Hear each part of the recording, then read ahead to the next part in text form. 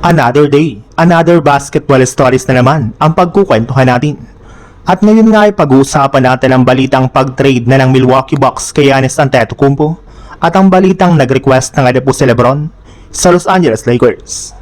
Mismong si Giannis Antetokounmpo na nga po nagsabi sa nagdaang trade deadline na hindi nga po siya aalis sa Milwaukee Bucks at mananatili pa rin nga po siya dito sa mga susunod na taon. Pero makalipas nga po ang mga nangyari sa kanilang team ng mga nagdaang buwan, kagaya na lang ng hindi nila pagkakapasok muli sa playoffs ng Eastern Conference at ang pag-alis sa kanilang team ni Doc Rivers ay mukhang tuluyan na nga po nagbago ang isip nito patungkol sa Milwaukee Bucks. Ayon nga po sa nalabas na balita ng isang NBA insider, plano na nga po ng kampo ni Giannis na makipag-usap sa front office ng Bucks tungkol sa kanyang magiging future sa kanilang kupunan. Unti-unti na lang naman nga pong nawawala ng tiwala si Giannis na kaya pa ng Bucks na makabuo ng isang championship contender para sa kanya. Kaya kinukonsidera na nga po talaga nito na umalis na sa Bucks sa darating na offseason. May ilang mga teams pa rin nga pong desidido na makuha si Giannis sa pamamagitan ng isang trade kung sakali man na gustuhin ng Bucks na mag-rebuild na ng kanilang lineup simula sa darating na offseason.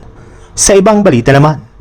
bagamat man nga po pumunta na ang serye ng Lakers at OKC Thunder sa lugar ng Los Angeles sa kanilang Game 3 ngayong araw, ay nananatili para naman nga pong dihado dito ang kanilang kupunan.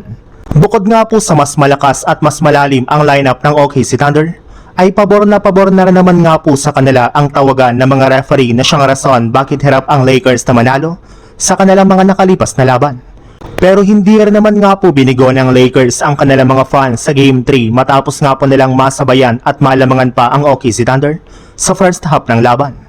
Ang kaso lang katulad nga po ng mga nakaraan nilang laro sa Game 1 at Game 2, sa second half nga po especially sa third quarter sila parati nadedehado at natatambakan hanggang sa matalo ulit sa Game 3 sa score na 131-108.